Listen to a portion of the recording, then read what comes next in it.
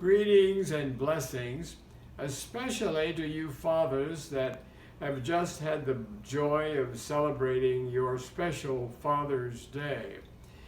And we celebrate that because we are recognizing God, first of all, as our Supreme Father.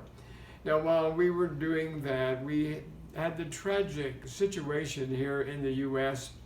that the Satanists were taking advantage of this special day to host parades across the United States.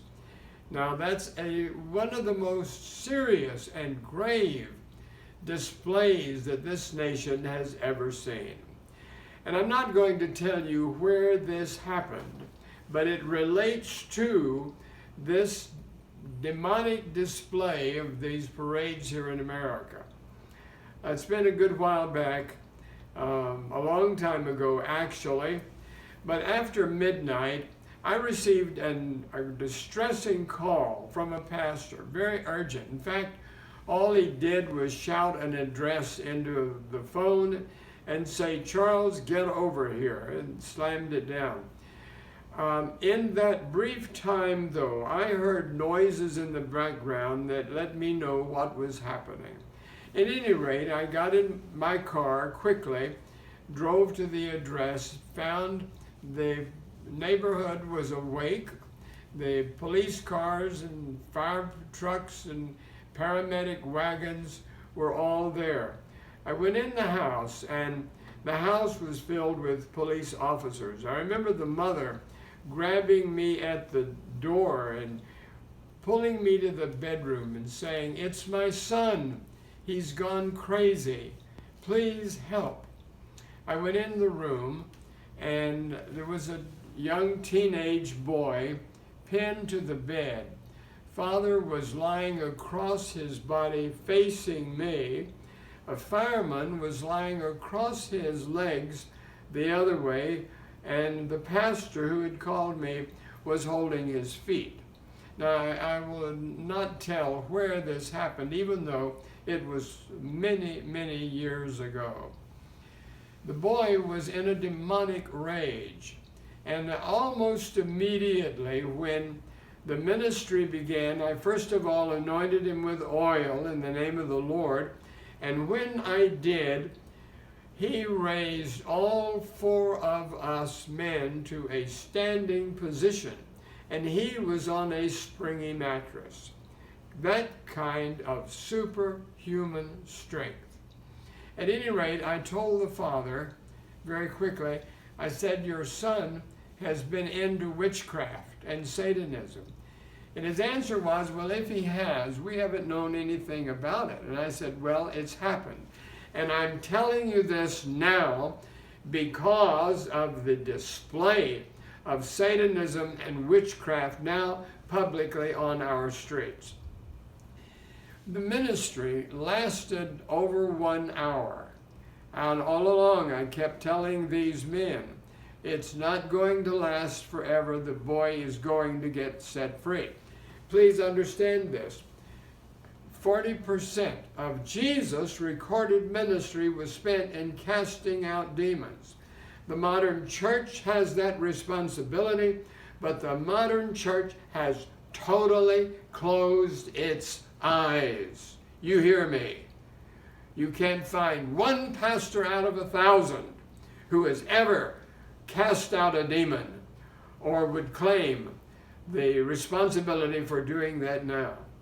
At any rate, this boy was in this rage, taking all four of us men, holding him down for 1 hour. And I kept telling the father, well, it won't last long. This spirit has to submit to the authority of Jesus Christ and come out. Well, guess what happened? Suddenly, after an hour, the boy just fell limp. We backed away. And he sat up slowly on the side of the bed and looked at his dad, and he said, "Dad, what happened? Where am I?" He knew nothing of what was going on. Now, I didn't know until later that the mother was outside that bedroom door with her arms stretched across it because the police officers were wanting to come, take the boy, to the hospital and let that be the end of the problem. They wanted to go home. It was 2 o'clock in the morning. But the mother was saying, no, you're going to let the pastor have a chance with him. And then the captain who was there said to the mother, we are Christians too, but we don't believe in hocus pocus. And that's pretty much the standard understanding of Christians today. At any rate, an hour after it began, the boy walked out of the room perfectly normal. Now you hear me. He walked out of the room perfectly normal. And I happened to be looking at the police captain's face when the door opened and this young man stepped out. And the expression on the captain's face was one of utter shock and bewilderment. At any rate, thank God, he had the courage to go back to his police station, write the report, the complaint, what had happened, what the appearance was, but he said this: we witnessed a successful exorcism. That happened. I could tell you the name of the city where it was. We witnessed a successful exorcism.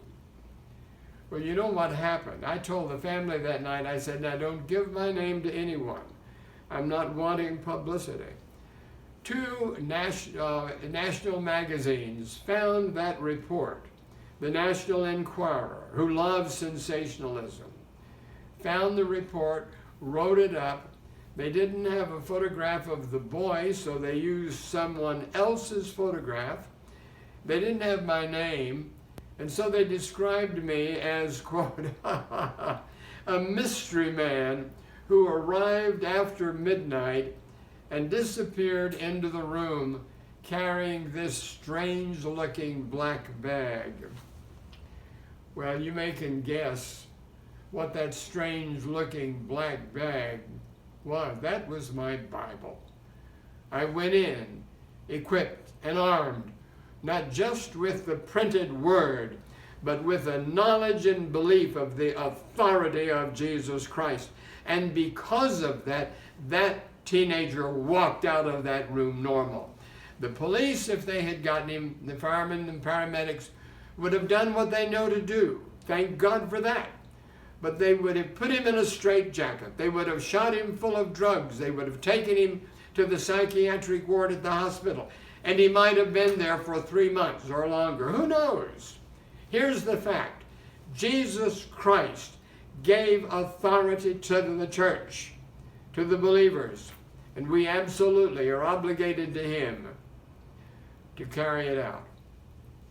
Something interesting happened, though, as a follow-up. I was in my office years later, and the secretary called and said, Pastor, someone is here to see you. And a tall gentleman walked in, and he said, you don't recognize me, do you? And I said, no. He said, do you remember that night where the demon was cast out of that teenage boy? And I said, yes. And he said, well, I'm the fireman that was lying across his legs, holding on to the mattress. And he said, I was a nominal Christian at that point. But he said, that made a Bible-thumping believer out of me. Thank God for that. Well, do you know, that's been years ago. I don't know anything about that young man now, but I do know this. If he had not received the ministry of Jesus Christ, he would have been in grave, grave danger. And the demon that had come in through witchcraft, reading books, and that's what it had been. He later told the family. He and his friend were reading books on witchcraft. And the tragic follow-up of that is that later the same thing happened to his friend. But he ended up in the psychiatric ward, so far as I know, without Christian ministry and help. My word to you is this: believe in the authority of Jesus Christ. Believe in the New Testament.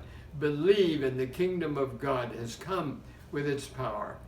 And pastors everywhere, because of the parades in the streets and the satanic now efforts all coming out into the public and into the open, means their numbers are far greater. That means their subjects, the people who are the victims of them, need help. We need to be ready to do it. At any rate, that's my word to you.